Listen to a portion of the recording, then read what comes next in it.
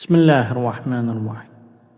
İnsan hüquqları anlayışı müasir dövrün termini kimi tanınsa da, onun mahiyyəti İslamda çox erkən dövrlərdən etibarən əsaslı şəkildə bəyan edilmişdir. İslam dini insanı yalnız bir fərd kimi deyil, eyni zamanda cəmiyyətin dəyərli və məsuliyyətli üzvü kimi təqdim edir. Qurani Kərim və Əhl-i Beyt məktəbi insanın hüquq və ləyaqətini ilahi bir əmanət olaraq tanıdır.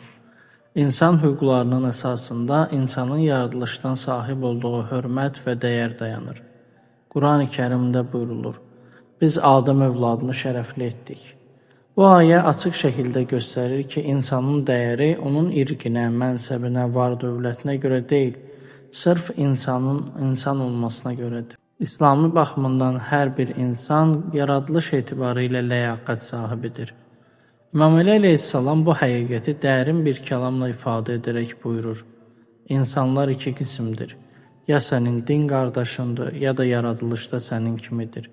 Bu kəlam İslamın insan hüquqlarına verdiyi ümumbəşəri dəyəri aydın şəkildə ortaya qoyur.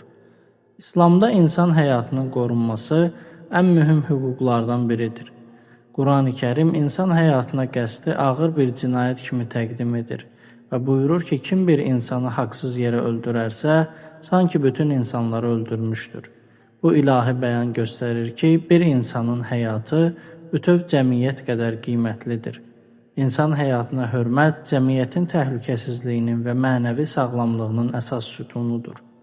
İslam həmçinin insanın ədalətli davranılmaq hüququnun əsas prinsip kimi müəyyən edir. Qurani Kərim möminlərə xitab edərək buyurur ki, ədaləti tam şəkildə yerinə yetirsinlər, hətta bu öz əleyhilərinə olsa belə. Bu, İslamda ədalətin şəxsi mənafeylərdən üstün tutulduğunu göstərir. İmam Sadiq əleyhissalam buyurur ki, zülm edənə kömək edən şəxs onun zülmündə şərik sayılır. Bu baxımdan insan hüquqlarının pozulmasına susmaq da zülmdə iştirak kimi qiymətləndirilir.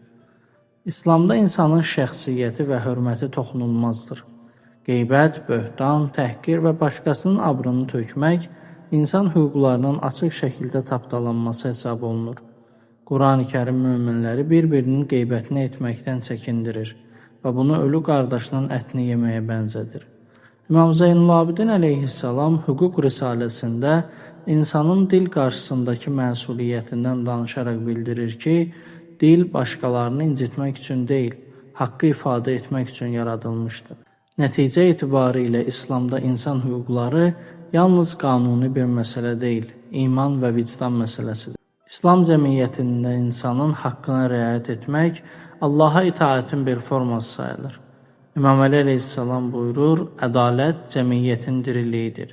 Əgər bir cəmiyyətdə insan hüquqları qorunarsa, orada zülm, haqsızlıq və ayrı-seçkilik üçün yer qalmaz. Bugün hər bir fərdin vəzifəsi yalnız öz haqqını tələb etmək deyil, başqalarının haqqını da qorumaqdır.